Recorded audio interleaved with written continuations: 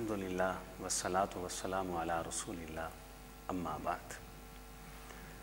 اگر ماضی میں غوطہ زن ہو کر دیکھا جائے تو تاریخ اس بات کی گواہ ہے کہ آج تک اسلام نے عورت کو جو مقام، جو مرتبہ، جو عزت عطا فرمائی ہے، اسلام کے علاوہ کسی مذہب نے، کسی دین نے عورت کو وہ مقام اور مرتبہ نہیں دیا۔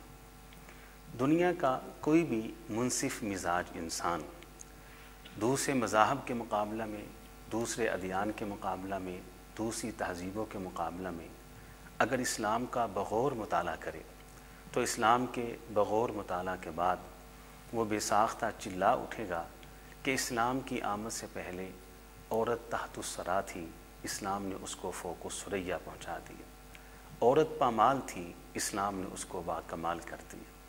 عورت کانٹوں کے بستر پر تھی، اسلام نے اس کو پھولوں کی سیج پر بٹھا دیا۔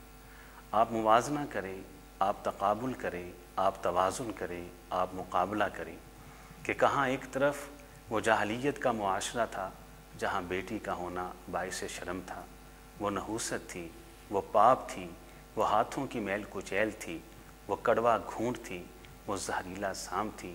لیکن یہ اسلام ہے کہ جس نے یہ اعلان کیا کہ جس ماں اور جس باپ کے گھر کے اندر دو بیٹیاں یکے بعد دیگرے پیدا ہو جائیں اور یہ ماں اور باپ ان دو بیٹیوں کی پیدائش کے اوپر خوش ہوں اور اللہ تعالیٰ کی دی ہوئی ان نعمتوں کو اچھی طرح سے ان کی تربیت کریں، ان پر مال خرچ کریں اور ان کے رہنے کا، ان کے لباس کا انتظام اور بندوبست کریں۔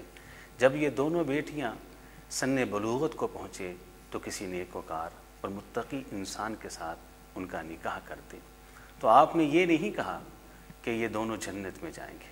اگر آپ یہ ارشاد فرما دیتے یہ والدین جنت میں جائیں گے، یہ کم فضیلت نہ تھی، یہ چھوٹی بشارت نہ تھی، یہ چھوٹی خوشخبری نہ تھی، لیکن آپ نے جو الفاظ استعمال کیے وہ یہ کیے، کہا یہ ماں اور باپ جنت میں نہیں جائیں گے بلکہ جنت میں مجھ محمد علیہ الصلاۃ والسلام کے ساتھ یوں جائیں گے جیسے ہاتھ کی یہ دو انگلیاں ملیں گی۔